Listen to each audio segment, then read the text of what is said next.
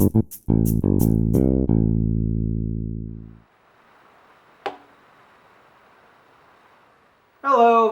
So today I'm going to talk about getting a fire started in a wood stove. Now I bought this wood stove a few years ago and I found that getting a fire started on the first try was really a fairly difficult process.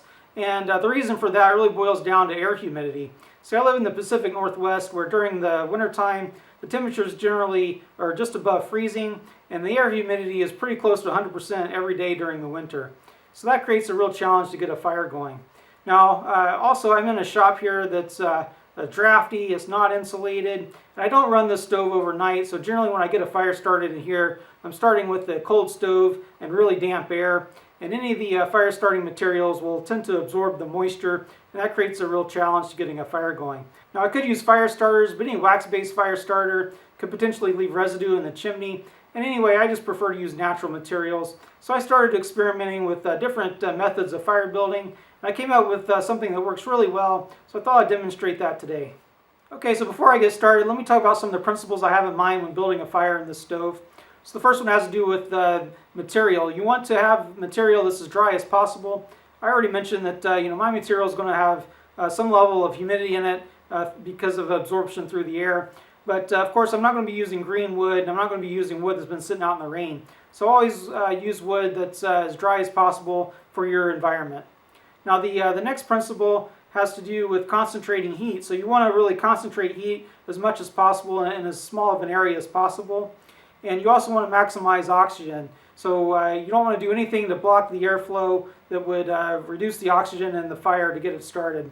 And then the final principle has to do with building the fire in tiers. And the way I'm going to build it is such that I'm going to light one tier, that tier is going to light the next tier, and that tier is going to light the next tier, and so on. So I'll show you what that means. Let me go ahead and get started. Alright, so the first thing I'm going to do is I'm going to open the door all the way. Then I'm going to open up the air vent all the way.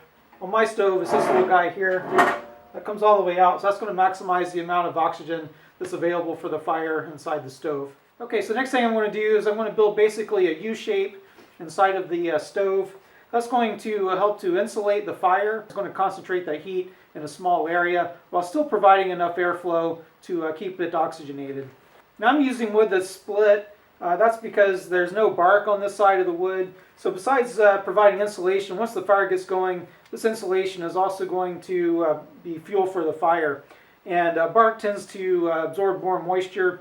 So I'm going to use this this wood here that has no bark on the inside. So I'm putting that first piece all the way in the back there.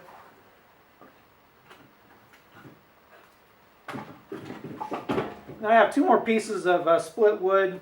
So again, no bark on this side, and these are going to form the sides of the U.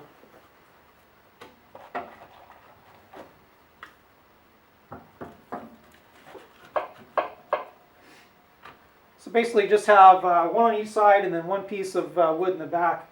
Now the size of this wood on the sides does make a difference. If you have a larger log, it's going to increase the distance between the first tier and the second tier. So I like to start with sort of small or medium size split logs for the first piece here, the U-shape.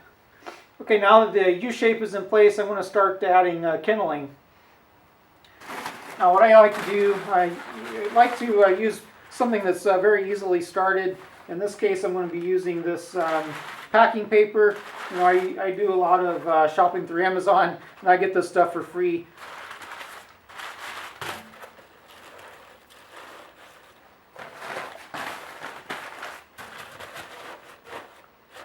So that just goes there inside the U-shape. Okay, the next thing I'm going to do is I'm going to add some small wood material. Now you can use anything that's dry, small twigs, that sort of thing. Now I do a lot of woodworking and I happen to have a lot of wood shavings around, so I'm going to be using wood shavings. So this is the kind of material that I'm going to be using. This is going to be sort of my second tier. It's going to go right on the paper, and it's going to help to facilitate burning of the next tier. Now these little pieces of wood, they're fairly easily lit by the paper, but they're going to burn a lot longer, so that's going to help to light the next tier up. Now, of course, you can use anything that's easily lightable, like these twigs here. these will work as well. Just put them right there directly on the paper. I'm going to go ahead and, since I have them, I'm going to use a little more of these wood shavings here. Small scrap pieces of lumber like this are another pretty good option. You know, these have been kiln dried. They're going to be fairly easily lit, and they'll burn for quite a while. Okay, so now we're ready for the next tier. Now the next tier is going to go horizontally across the side logs that are in here now. And again, you're going to want to provide material that's just a little bit larger than the previous tier. So in this case, I can use sticks like this. You know, this isn't necessarily ideal because you know, these sticks have bark on them. Sometimes I'll split up a log into smaller pieces and use that so that you don't have bark. But in this case, I'm just going to use these small sticks. You know, these are fairly easy to come by. You know, when you're doing limbing and that sort of thing. So this is what I'm going to use. I'm just going to place these directly on the logs here. Again, horizontally.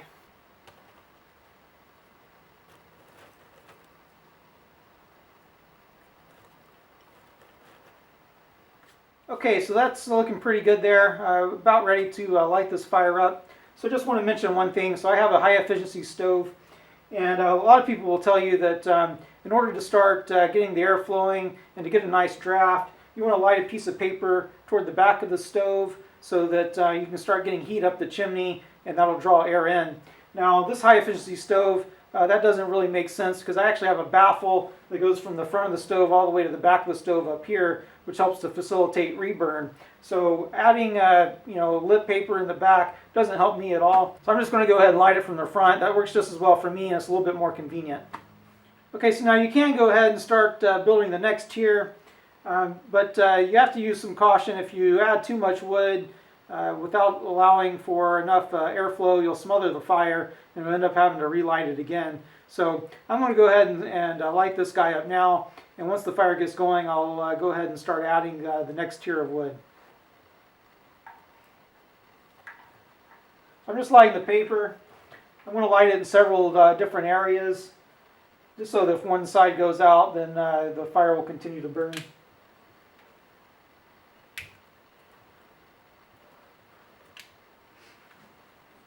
That seems to be going pretty good now. Okay, so what you can start to see happening now is the paper starting to burn.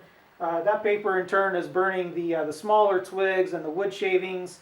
Those are going to burn for quite a while, long enough to light the next tier up, which is the sticks that I've placed horizontally.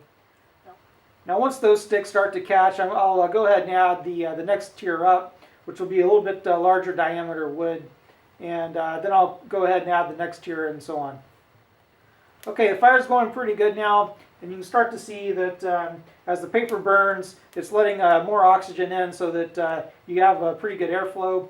So now is the time I'm going to go ahead and start adding the next tier. So this is the size material that I'm going to be using. These are just from old tree limbs that have been cut off, and even though they have bark, once the fire's going nice and hot like this, this is going to burn pretty well. So I'm just going to place them in this orientation, right on top of the sticks there.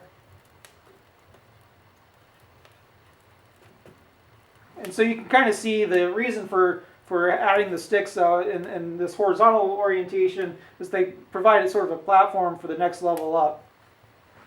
And these will do the same. So I'll build yet another tier on top of these that I just placed in there, and I'll place those horizontally so that they're all 90 degrees from each other. Now at this point I can go ahead and put the lighter away. I just lit this thing once. It's going to go ahead and sustain itself from here on out. So you can start to see now that the side logs I put in first, those are starting to burn now, so they're adding fuel to the fire. And this fire is going pretty good. I think it's time to go ahead and start adding a little bit larger pieces to it. So this is the size I'll use next. Again, split wood so that it doesn't have bark on all sides. And I'll go ahead and add this again horizontally so that it's right on top of the sticks that I just put in previously.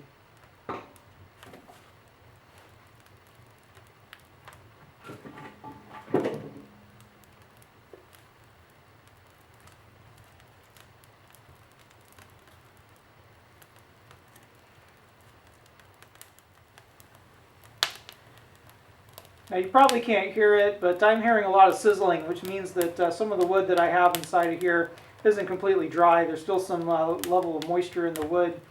But that's okay, because the way I built the fire, it's got plenty of airflow, it's got plenty of heat, so the wood's still burning pretty well. And that's not going to impact the temperature of the stove. The stove's still going to be able to get up to temperature, and I'll show that in a little bit. I'm just going to put another split piece here just in the front. As you can see, the fire's going quite well now. Nothing's going to put this fire out at this point. So I can go ahead and start building up the next tier, and I can start putting in larger pieces like this here. And I'm just going to put that right in there in this orientation here, and push it there to the back. So as you can see, the previous tier down provided a nice base for this last log, so that it's nice and stable. It doesn't slide around or drop into the bottom. I don't know if you can see it, but the flames are twirling around quite a bit inside there. That gives you an idea that there's really good airflow inside the stove. So the fire's going really well now. It's now safe to go ahead and shut the door. Of course, if you shut the door too soon, you risk putting the fire out. But in this case, this fire is really roaring really well, so I don't think there's any risk of putting the fire out by shutting the door. Shutting the door will help the stove to retain heat and start to heat up to its optimum temperature in the high efficiency range. You can see when I close the door, of course, the oxygen level dropped down, and that reduced the intensity of the flames, but it's still burning in there quite well.